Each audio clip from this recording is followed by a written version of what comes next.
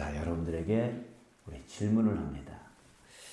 하나님이 여러분들을 사랑하실까요? 사랑하지 않을까요? 네. 하나님은 선하신 분이실까요? 악하신 분이실까요? 네. 자, 그러면 우리를 사랑하시고 또 선하신 하나님은 우리를 어디로 인도하실까요?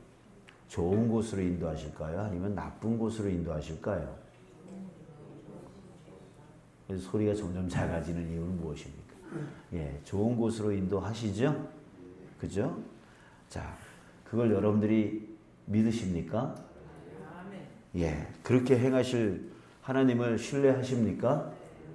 네, 그래요. 하나님은 우리를 사랑하십니다. 우리를 사랑하시는 그 하나님은 선하십니다. 그래서 우리를 항상 선한 길로 또 좋은 길로 인도하십니다.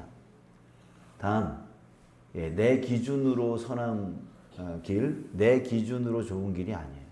하나님의 기준으로 선하고 좋은 길입니다.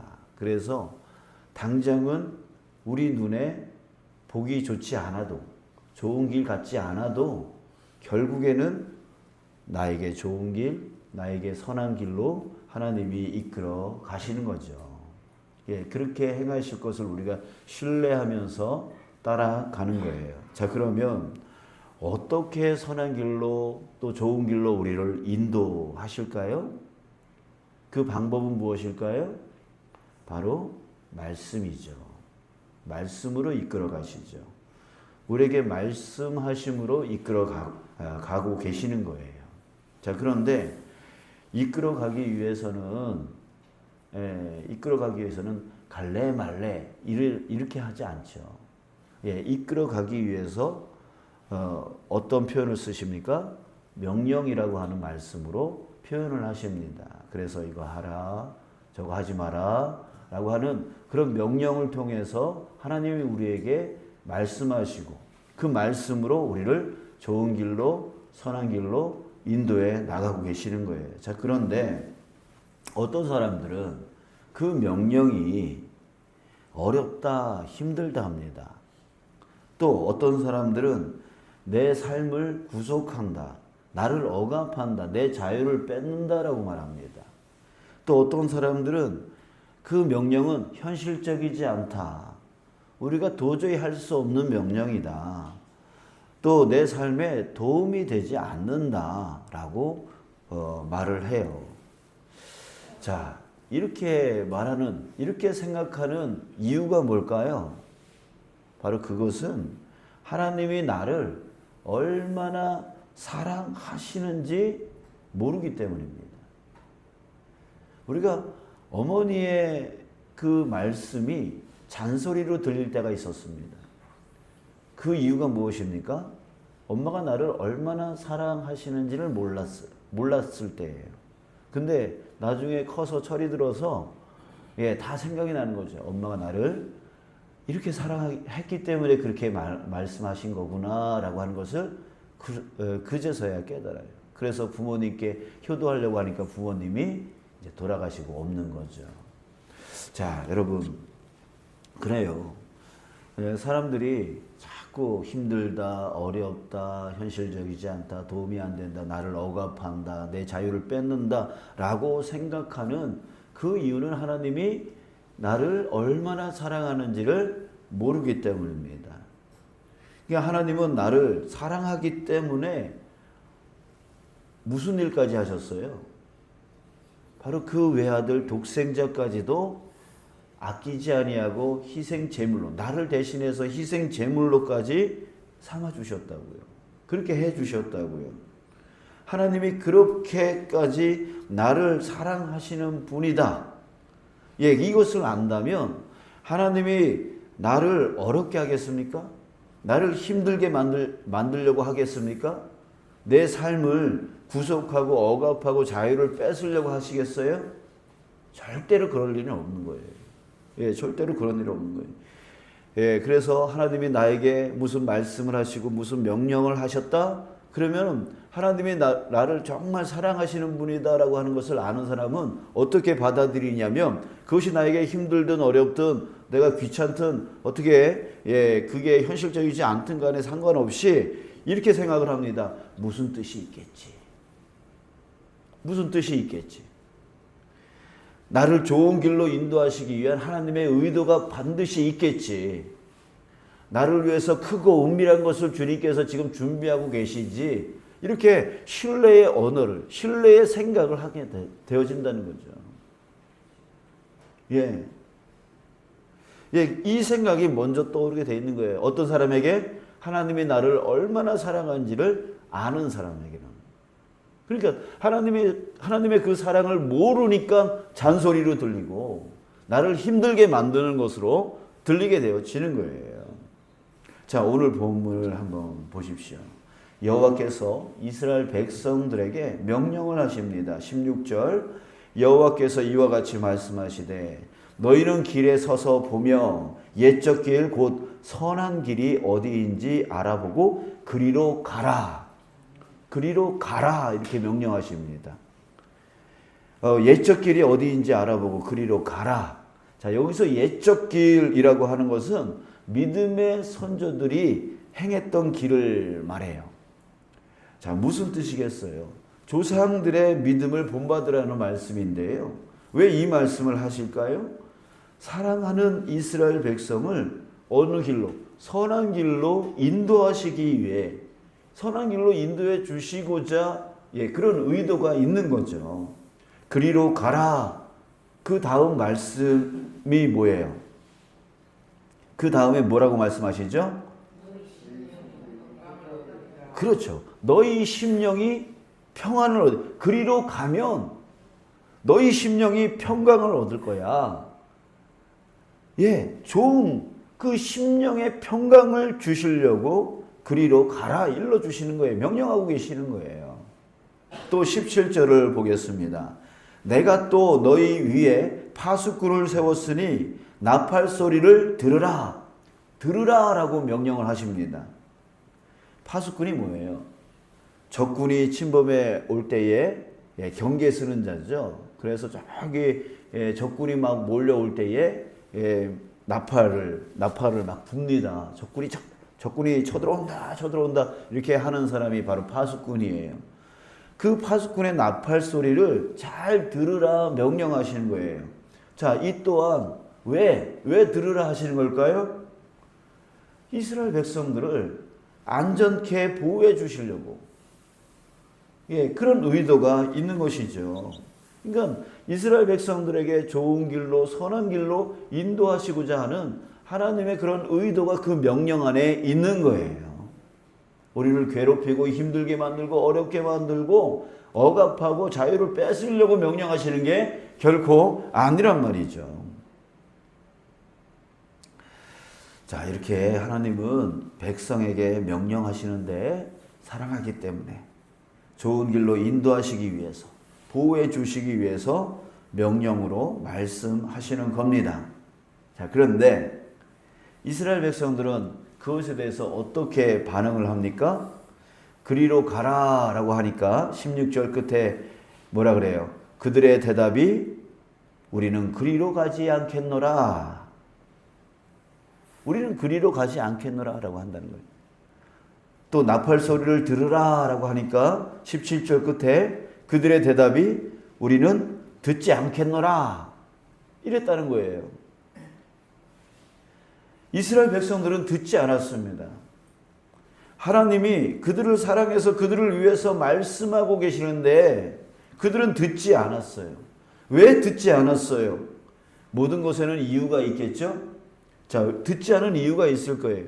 여러분, 사람은 눈에 보이지 않는 것보다 눈에 보이는 것을 더 신뢰합니다.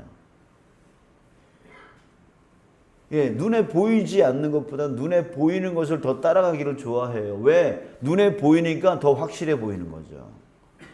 더 신뢰가 있어 보이는 거죠. 지난 수요 예배 때에 우리 그런 말씀 나누지 않았어요? 사람들이 자꾸 신의 형상을 만들려고 하는 이유가 뭐예요?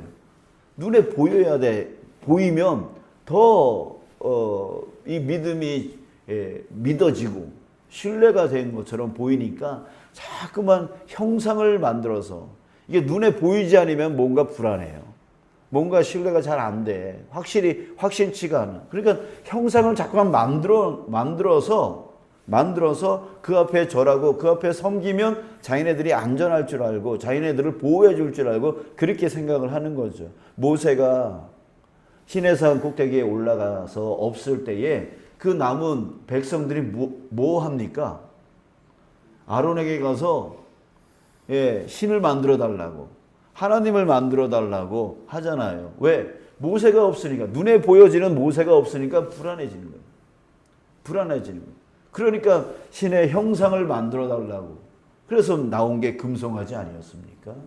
이게 사람은 자꾸만 눈에 보여지는 것을. 그래서 기독교를 제외하고 이 수많은 종교들 이렇게 보면은 다 형상을 만드는 거예요. 그 인간의 만족을 위해서, 인간의 그 불안감을 해소하기 위해서 눈에 보여지는 어떤 신을 만들어 놓고 거기서 절하고 거기서 섬기는 그런 일들을 하게 되어지는 거죠.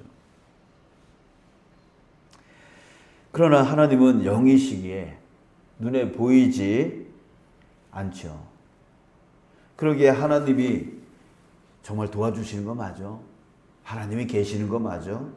아니 어떻게 도와주시지? 아니 언제 도와주시지? 이게 다 불확실한 거예요. 보여지지 않으니까. 그래서 하나님을 믿기에 확실치 않고 하나님을 믿기에 불안합니다. 자, 그래서 확실한 것, 눈에 보여지는 것을 찾습니다. 이스라엘 백성들은 당시에 자기들을 도와줄 거라 믿는 나라가 있었어요. 지금 이 예레미야 상황은 바벨론의 그 공격을 받을 때에 그런 상황이에요. 근데 이 이스라엘 백성들은 당시 자기들의 눈에 보여지는 자기를 도와줄 수 있는 어떤 존재, 그 존재를 찾았는데 그 존재가 누구였냐면 바로 이집트였어요. 바벨론의 그 강대함과 맞서 싸울 수 있는 그런 군사력을 갖고 있는 나라가 바로 이집트였기 때문입니다. 그래서 저 바벨론으로부터 이 이집트가 우리를 도와줄 거야, 우리를 구원해 줄 거야, 이렇게 눈에 보여지는 것을 쫓아가는 거죠. 그래서 그들이 보니까 이집트와 관계를 보니까 확실히 저들이 우리를 도와줄 것 같다고 생각을 해요. 또 언제라도 달려와서 도와줄 거라고 생각을 해요. 또 이집트 군사력을 보니까 바벨론과 맞서 싸울 수 있을 만해 보여요. 이게 자꾸만 보여요. 그렇게 보이는 것 같은 착각을 갖고 있는 거죠. 자, 그러니 하나님의 명령이 이게 귀에 들리겠어요? 눈에 보여지는 저 확실한 이집트가 우리한테 도움을 줄 건데 그 하나님의 명령이, 눈에 보여지지 않는 하나님의 명령이 들리겠냐라고 하는 거죠. 자, 여러분, 우리 결과를 보죠. 듣지 않았던 이스라엘 어떻게 됩니까? 눈에 보이는 이집트를 의지했던 이스라엘이 어떻게 됐습니까? 18절 이하에 말씀하시죠. 그러므로 너희 나라들아 들으라. 무리들아 그들이 당할 일을 알라. 19절 땅이여 들으라. 내가 이 백성에게 재앙을 내리리니 이것이 그들의 생각의 결과라. 자, 이것이 그들의 생각의 결과라. 우리가 보니까 저 이집트의 군사력이 저 바벨론 군사력과 맞서 싸울 수 있을 만해. 저 이집트가 우리를 도와줄 것 같아 라고 하는 그 생각의 결과가 이렇다라고 하면서 말씀을 하시는 거예요. 재앙을 내린대요. 그들의 생각은 바로 그거예요. 저 이집트가 우리를 보호해 줄 거야 라고 하는 생각. 자, 그들의 생각의 결과는 21절에서 말해주고 있습니다. 그러므로 여호와께서 이와 같이 말씀하시니라. 보라, 내가 이 백성 앞에 장애물을 두리니 아버지와 아들이 함께 거기에 걸려 넘어지며 이웃과 그의 친구가 함께 멸망하리라. 멸망하리라. 자, 이 말씀대로 실제로 이스라엘은 어떻게 됩니까? 바벨론에 의해 멸망을 당합니다. 이집트는 어떻게 하죠? 이스라엘을 돕습니까? 돕지를 못합니다. 돕지를 못해요. 자, 여러분, 우리는 말씀을 많이 아는 것을 좋아합니다. 아는 척 하기를 좋아합니다.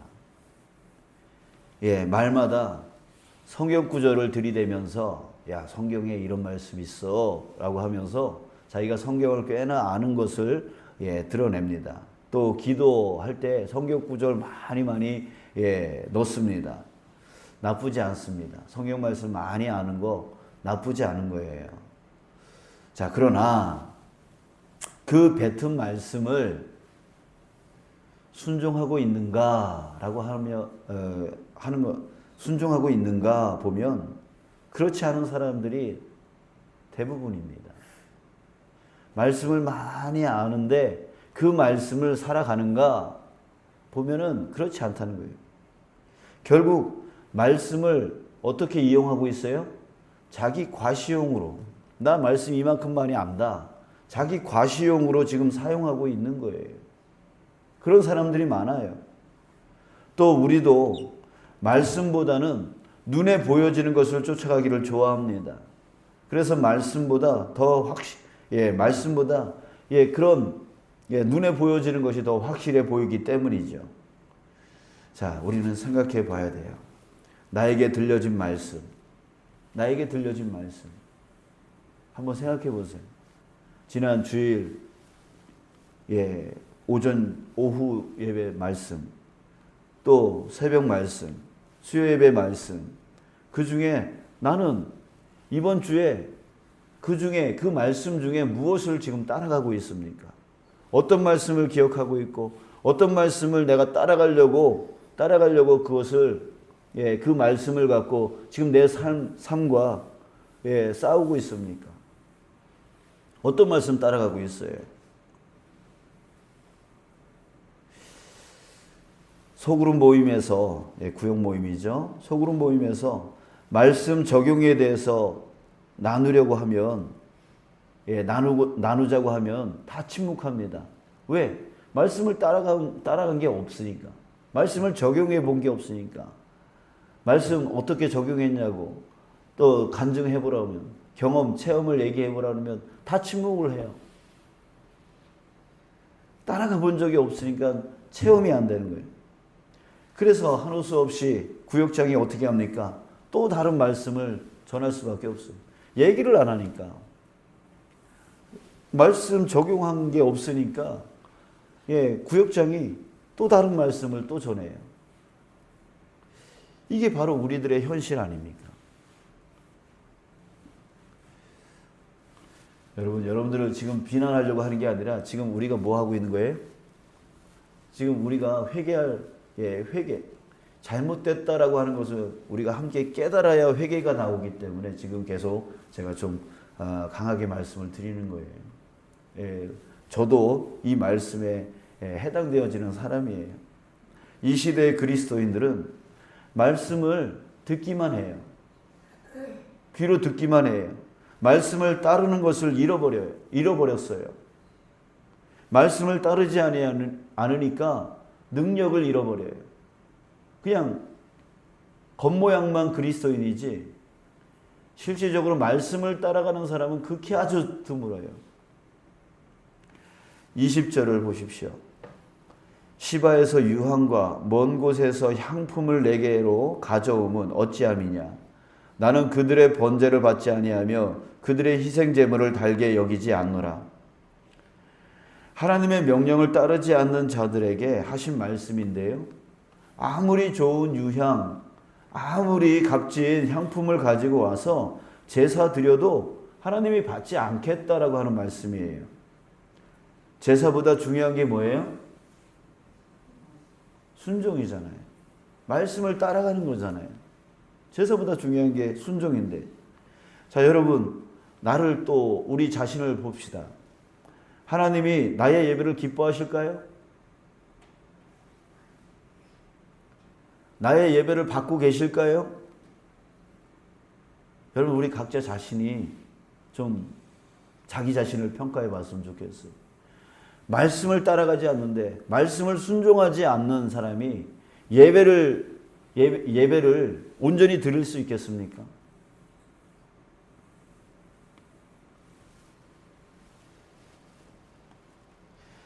그런 자, 말씀을 따라가지, 하나님 말을 무시해버리는 자가 하나님 앞에 예배할 때에 하나님이 그런 자의 예배를 받으시겠냐고요.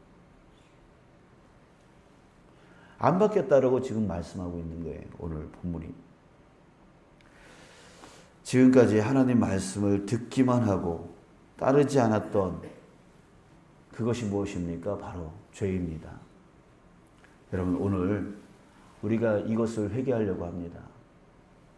이것이 회개되어지지 않는다면, 회개하고 이제 말씀을 듣기만 할 것이 아니라 그 말씀을 따라가려고 정말 부단히 내 삶과 싸우는, 내가 지금까지 살아왔던 방식과 싸우는, 그래서 주님의 말씀을 따라가려고 하는 그런 삶으로 우리가 바뀌지 않는 한 우리는 하나님 앞에 예배해도 온전한 예배를 드릴 수 없고, 하나님을 무시하는 자의 예배를 받을 수 없는 거예요. 또 그래서 우리가 오늘 회개함을 통해서 이제부터 나를 사랑해서 그 주신 그 명령의 말씀을 우리가 깨닫고 따르는 삶을 살겠노라고, 또 눈에 보이는 것이 아닌 오직 주님만 의지하며 살겠노라고 우리 결단의 기도를 드렸으면 좋겠습니다. 그리고 그렇게 살 수 있도록 성령님 나를 도와달라고 기도하는 시간 되어졌으면 좋겠습니다. 여러분, 우리